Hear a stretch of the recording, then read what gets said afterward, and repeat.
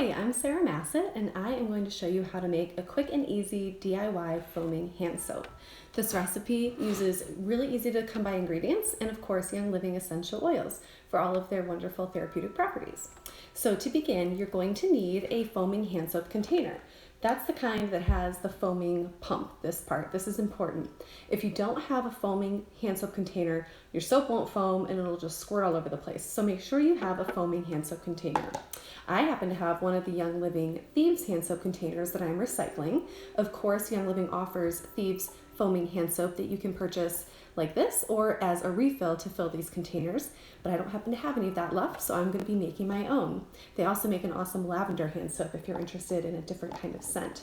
So this recipe is very easy, it's basic and totally customizable.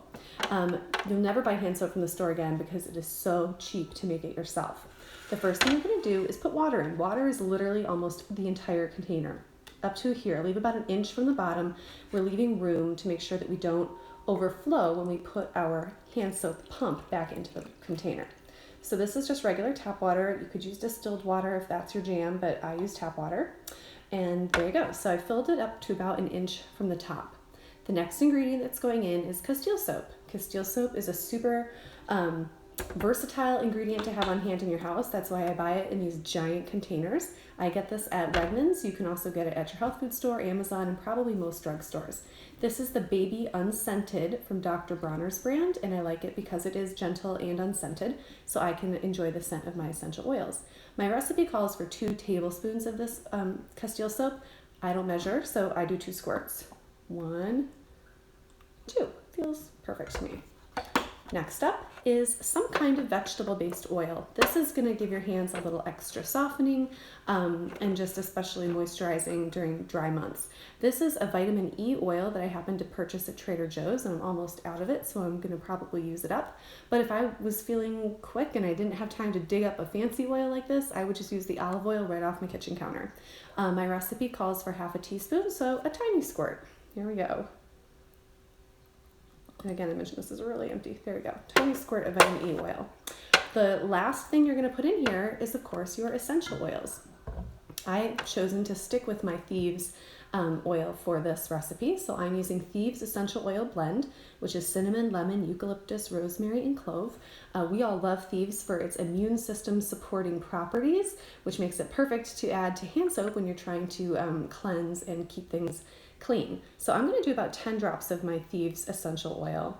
I'm going to count 2, 5, 6, 7, 8, 9, 10, give or take.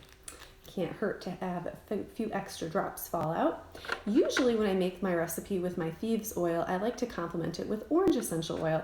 I find that orange oil complements everything. Orange is better with everything. If you don't like an oil, match it with orange and see if you like the way it smells better then. My orange oil is upstairs because I am using it to naturally whiten my teeth right now with my Thieves toothpaste. So instead of running up to get it, I am substituting Citrus Fresh. Citrus Fresh is a delicious and delightful blend of oils. It includes orange, tangerine, grapefruit, lemon, mandarin, and spearmint for a little something fun to give it that different edge. So I'm going to add 5 drops of this right into my hand soap container. Voila. That's it, guys. That's the whole recipe. This is so simple you could teach your kids to make it, and then you'd never have to make hand soap or buy hand soap or think about hand soap ever again. There you go. So screw your lid on tightly. Whoops, give it a little shakeroo. And you're done. That's it. So there's a DIY foaming hand soap for our Operation Ditch and Switch. I hope you like this tutorial, and I'll see you again soon.